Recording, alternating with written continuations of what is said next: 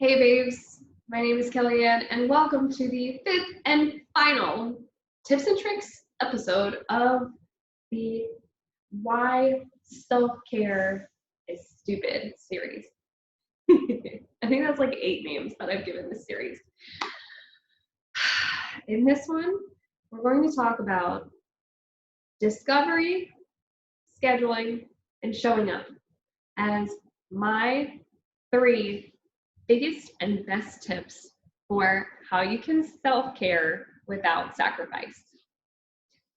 The first thing that is going to help you, that's going to kind of help you understand the second thing, the scheduling part, which is hard for me to even hear sometimes. Scheduling. Sometimes I just get like, I think about planners from when you were in like elementary and middle school, those planners that they would just give you and it already has the dates of things in there and you're like,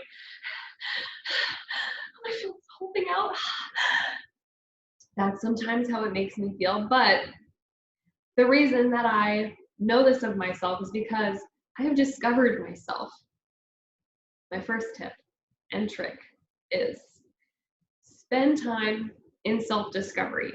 If self-care is extremely new to you and you are not sure even where to start, like, okay, you've gotten past the part where you don't feel worthy of it, you've gotten past the point where you feel guilty about it, you've gotten past the point where you're not ready to break through those old walls of wounds that are still holding you back, gotten past the point where self-care just wasn't a priority and now you're ready to make it your number one, but you don't know where to start, you're not even sure what, through wading through all of the Instagram and Pinterest and YouTube examples of what self-care could potentially look like, you're not sure what works for you or what gives you the biggest bang for your buck. Self-discovery goes a long way. So even just spending 5 minutes every morning in meditation or dream journaling, getting things out of you that are internal is going to help you start discovering pieces of yourself that will point and lead you in different directions. And ultimately, one of the cooler ways that you can sort of bypass that self-discovery phase, not just bypass it, but like really have somebody else give you more clarity around all the things that you already kind of know about yourself.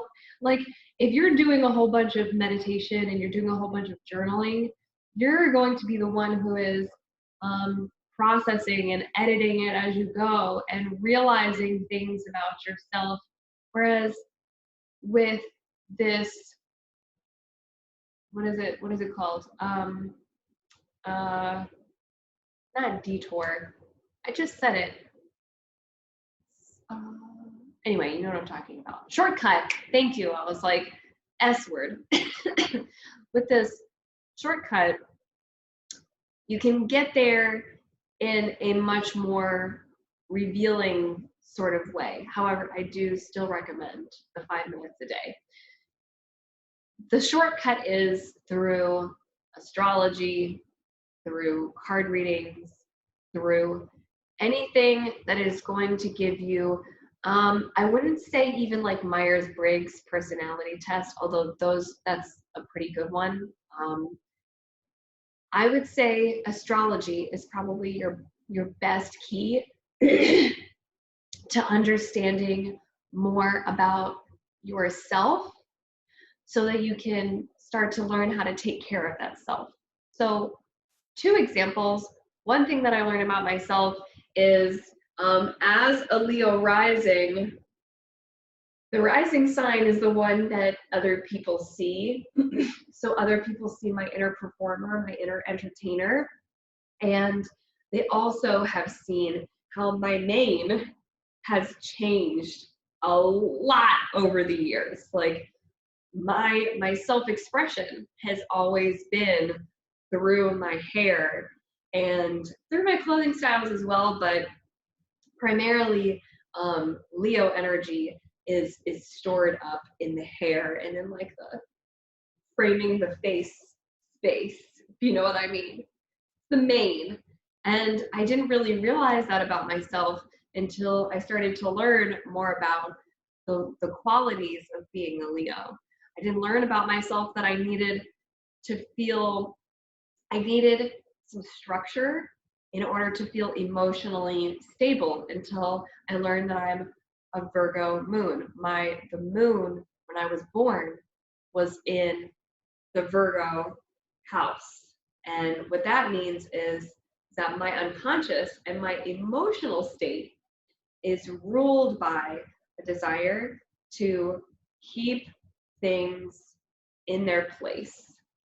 And that leads me into the second tip, which is once you start to discover what works for yourself, schedule it. Schedule what your needs are and figure out not just like like an every month kind of whatever fucking thing that you do, but start to really pay attention to what you can do at a moment's notice that is self-care, because that's the kind of thing that is going to really give you the most bang for your buck, really give you the greatest self-care impact, is in the present moment when you really need to feel like you can process things without going into overload, when you can care for your body's reactions to the state that you're in. That is one of the most sustainable practices that I've been able to put into place. And how that looks could be in learning breathing techniques and breath work, breathing from your actual stomach so that you're inhaling in such a way that you're actually moving and pushing your intestines, which then will create more pumping for them, and it'll create increased circulation and blood flow. And there are just all of these things that you can do in the moment, but one of them is breathing. And I highly recommend when you schedule things that you think about them in terms of those little bits and pieces, like moment to moment, what can I do? I can clench and unclench my hands 3 times and see if that makes me more relaxed. If it doesn't, I can raise and lift my shoulders 3 times and see if that makes me more relaxed and less tense. Little minute-to-minute things, but also daily things. What can you do every single morning, every single lunchtime, every single evening before bed?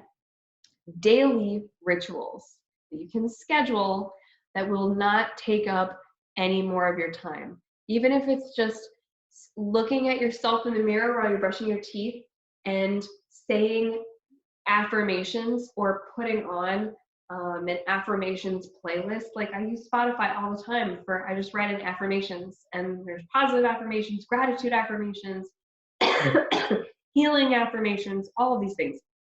Playing it while you're brushing your teeth, or while you're in your car and you're on your drive, listening to a podcast that's going to help you detangle some of your wounds or help relax you, or listening to healing frequencies on your way to work if work stresses you out, or daily practices, daily rituals that are going to increase your quality of life as you start to renegotiate the quantity of how much time you can spend in and out of self-care practices.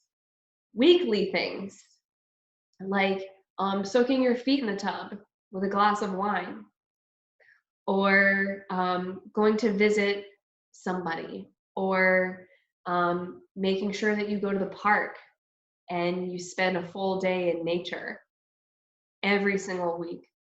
Monthly things like a trip to the rock gym with friends, or making sure that everybody is doing a beach day or a beach volleyball day. Whatever that looks like for you, fucking schedule it. Minute to minute, know what your pathways to care will look like. Know what your daily self-care ritual is going to look like. Know what your weekly one is going to look like. Know what every single month. I can't go without having this 2-hour massage, because I know if I treat myself to 2 hours every single month, every 30 days, I get 2 hours of just total somebody else with their hands on my body, just pulling those pieces of stress out of me. That's exactly what I need. Schedule it. Fucking schedule it.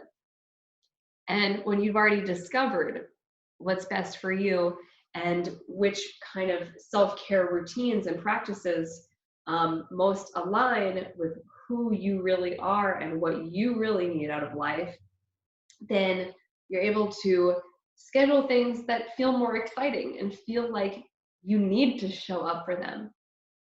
Which leads me to the third thing, which is show up. Show the fuck up. Even if you get distracted, show up. Make up for it. Show yourself, your capital S self, your spirit. Show that energy, that vibrancy that is living within the house of your soul. Let that being know, let that part of you know, I'm willing to show up for you. I'm dedicated. I'm willing to show up for you. And we will persevere. We will be resilient in the face of setbacks and holdups. But we will always show up. I will always show up for you. Because the more that you excuse knowing that you need to do it, but not actually doing it, and then scheduling it and saying, oh my gosh, I didn't realize I was going to be so busy today, or oh my gosh, I totally forgot to start on this new self-care routine because things just got so crazy at work. Redo it. Make up for it.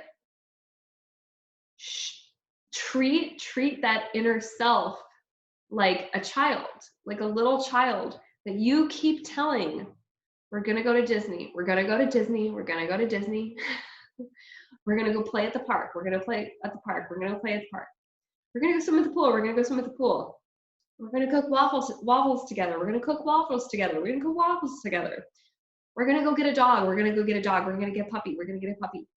All of these things that you keep promising yourself that you're going to do, when you don't show up, look that inner child in the eye and say, okay, we'll make up for it. We'll really actually do it tomorrow. And then follow through. Show up for yourself. Because you know that you're worthy.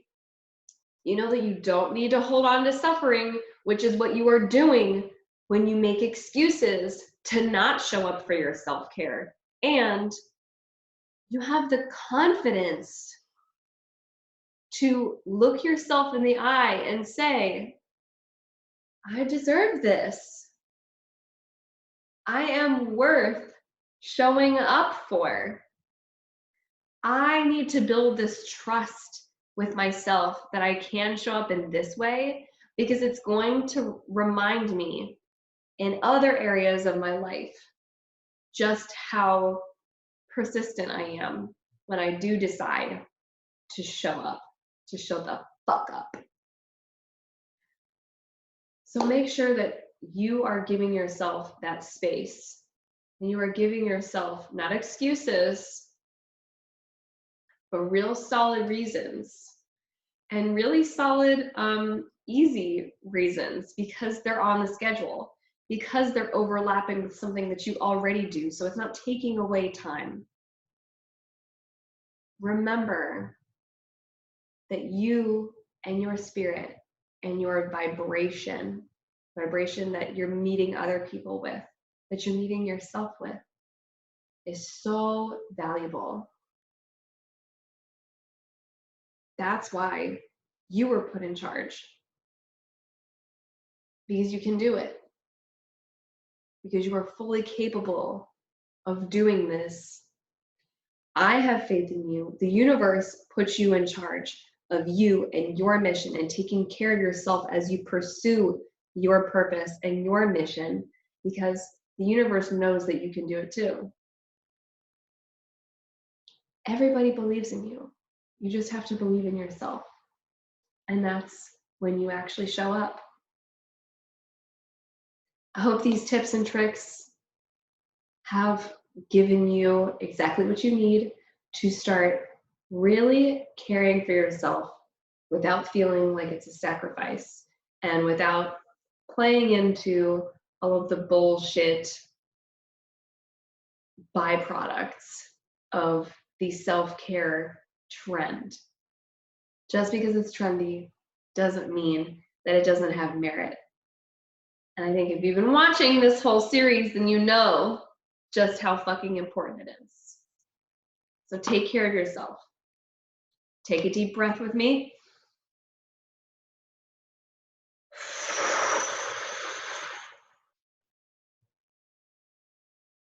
And when this video is done, I want you to write down one thing that you're going to do this week to take care of yourself.